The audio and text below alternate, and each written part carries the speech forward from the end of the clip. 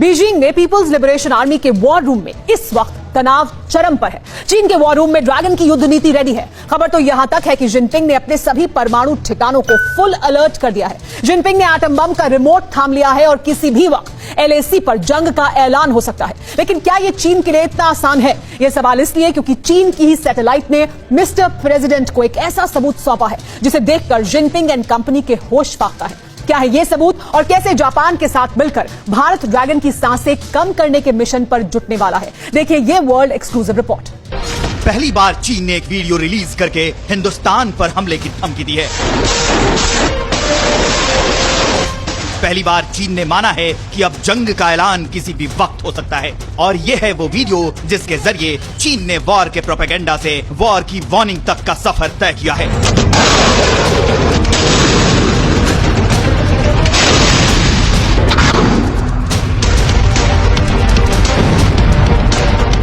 चीन के न्यूज चैनलों पर आजकल 2 मिनट 19 सेकंड का ये वीडियो ही बार बार दिखाया जा रहा है। इस वीडियो में ड्रैगन की पीपल्स लिबरेशन आर्मी की तैयारियों का कई चुनिंदा अंश जोड़कर परोसा गया है, जिसको फिल्माने में चाइनीज फिल्म इंडस्ट्री के दर्जनों कैमरामैन को पसीना आ गया।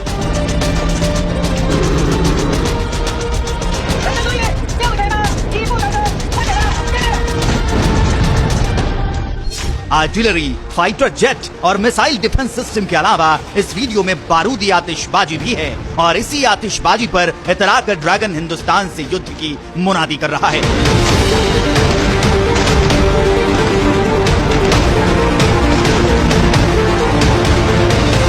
जिनपिंग के तोते और ग्लोबल टाइम्स के एडिटर का ये ट्वीट देखिए, जिसमें वो ऐलान कर रहा है कि चीन भारत के खिलाफ जंग के लिए तैयार है। तिब्बत के इलाके में चीन ने वॉर ड्रिल की और इसका वीडियो बना करके शोर मचाने लगा। उधर एक बड़ी खबर बीजिंग से भी आई जो शी जिनपिंग और एटम बम से जुड़ी हुई थी। एलएसी पर भारत की आक्रामकता और तेवर और पीपल्स लिबरेशन आर्मी की लगातार फेल हो रही जंगी साजिशों से जिनपिंग बौखलाए हुए हैं। इसी बौखलाहट में जिनपिंग ने नेशनल सिक्योरिटी कमीशन की एक इमरजेंसी मीटिंग बुलाई। नेशनल सिक्योरिटी कमीशन को चिखरी दांव चल रहे हैं और ये भी मुमकिन है कि जिनपिंग चीन को तबाही के युद्ध में झोंक दें।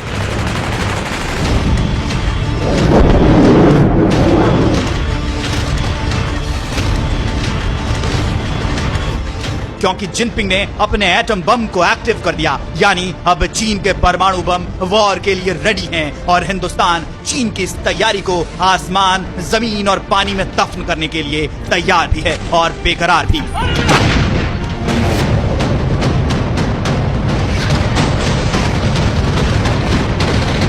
जिनपिंग की घबराहट का अंदाजा आप इस बात से लगा लीजिए कि न सिर्फ साउथ चाइना सी बल्कि ईस्ट चाइना सी के अंदर यानी ताइवान और तिब्बत दोनों ही जगहों के ऊपर सिर्फ और सिर्फ पीएलए अपना बारूद खर्च कर अपनी घबराहट और अपने डर को छुपाने की कोशिश कर रही है।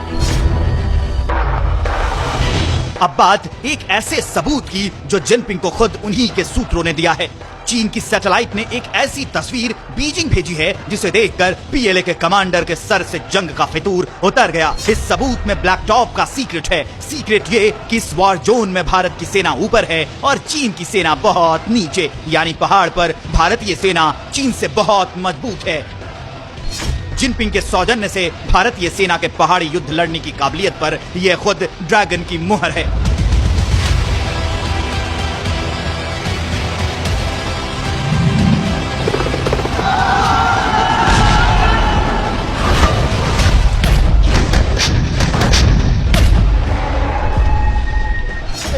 सबसे पहले चीन के गाओफेन 2 सैटेलाइट से खुलासा, भारतीय सैनिक ब्लैक टॉप से मात्र 1.5 किलोमीटर दूर, भारत के पराक्रम का गवाह चीनी सैटेलाइट। और यह है वो सैटेलाइट इमेज, दिखाएं इसको, हम किस तरीके से कहां बैठे हैं और वो कहां लुढ़क गए हैं। ये देखें आप, भारतीय सेना ब्लैक टॉप, चीनी कब्जे का क्षेत्र मोल्डो, यहां से हम सीधे यहां पर स्ट्राइक कर सकते हैं।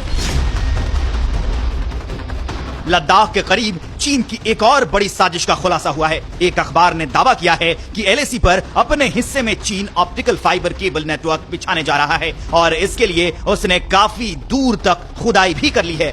ऑप्टिकल फाइबर केबल नेटवर्क को बिछाने के पीछे चीन का मकसद सुरक्षित कम्युनिकेशन है, ताकि भारत पीएलए कमांडर्स की युद्ध नीति में सेंध न लगा सके। 15 जून के गलवान का सच और 29 अगस्त के पैंगोंग साउथ की हकीकत को चीन अब तक दुनिया से छिपाता आया है। लेकिन लोकसभा में देश के रक्षा मंत्री ने जिनपिंग के झूठ की धज्जियां उड़ा दी और पीपल्स लिबरेशन आर्मी को भारत से भिड़ने का क्या खामियाजा उठाना पड़ा, ये भी बताया। चीन द्वारा एक वायलेंट फेस ऑफ की स्थिति 15 जून को गलवान में क्रिएट की गई। हमारे बहादुर सिपाहियों ने, हमारे बहादुर सेना के जवानों ने अपनी जान का बलिदान दिया और साथ ही चीनी पक्ष को भी भारी क्षति पहुंचाई है अध्यक्ष महोदय, और अपनी सीमा की सुरक्षा में वह कामयाब रहे। भारत और चीन के बीच तनाव की छोटी खबर टीवी 9 भारतवर्ष आप तक पहुंचा रहा है। 14 सितंबर को ही हमने आपको बता दिया था कि LAC पर तनाव और अभी लंबा चलेगा और 15 सितंबर को रक्षा मंत्री ने इस पर मुहर लगा दी। अभी जो स्थिति बनी हुई है उसमें सेंसिटिव ऑपरेशनल इश्यूज शामिल हैं, इसलिए मैं इस बारे में ज्यादा ब्यौरा का खुलासा यदि करना चाहूं तब भी नहीं कर सकता हूं अध्यक्ष महोदय, यह हमारी एक सीमा है और मैं आश्वस्त हूं यह सदन हमारी इस सेंसिटिविटी को भी समझेगा। भारत चीन तिब्बत और भारत चीन नेपाल के ट्राई जंक्शन पर चीन का इंफ्रास्ट्रक्चर डेवलपमेंट, 14 एयरबेस की मरम्मत का काम और LAC पर मिलिट्री ठिकाने बनाने में टीवी 9 भारतवर्ष ने आप दर्शकों के सामने रखे थे। हमारी इस खबर पर भी रक्षा मंत्री ने मुहर लगाई और दुनिया को बताया कि चीन बॉर्डर के नजदीक अपने इलाकों में तेजी से निर्माण कार्य कर रहा है। पिछले कई दशकों में चीन ने बड़े पैमाने पर इंफ्रास्ट्रक्चर एक्टिविटी शुरू की है, जिनसे बॉर्डर एरिया में उनकी डिप्लॉयमेंट क्षमता भी बढ़ी है। इसके जवाब में हमारी सरकार ने भी बॉर्डर इंफ्रास्ट्रक्चर के विकास के लिए अपना काफी बजट बढ़ाया है। अब चीन को घेरने के लिए भारत के एक और मास्टर स्ट्रोक की बात कर लेते हैं। 14 सितंबर को खुद जापान के डिफेंस यानी आर्मी चीफ ने भारतीय आर्मी चीफ से बात की। यानी जापान के आर्मी चीफ गोरो यूसा ने काफी लंबी देर तक भारतीय आर्मी के चीफ यानी चीफ ऑफ आर्मी स्टाफ से लंबी बात की और भारत और जापान की नजदीकियों पर भी काफी लंबी चर्चा की गई। इस बातचीत का मकसद था इंडो पैसिफिक रीजन में एक नई ताकत बन के उभरना और चीन की दादागिरी को माकूल जवाब देना। इंडो पैसिफिक रीजन में साउथ चाइना सी भी आता है, वही साउथ चाइना सी जिसे चीन अपनी बपौती बताता है।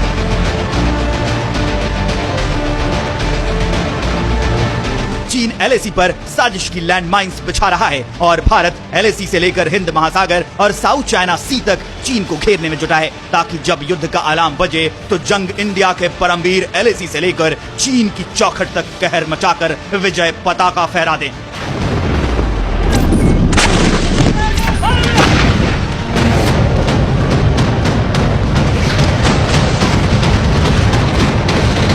Bureau report TV 9 Bharatvarsh.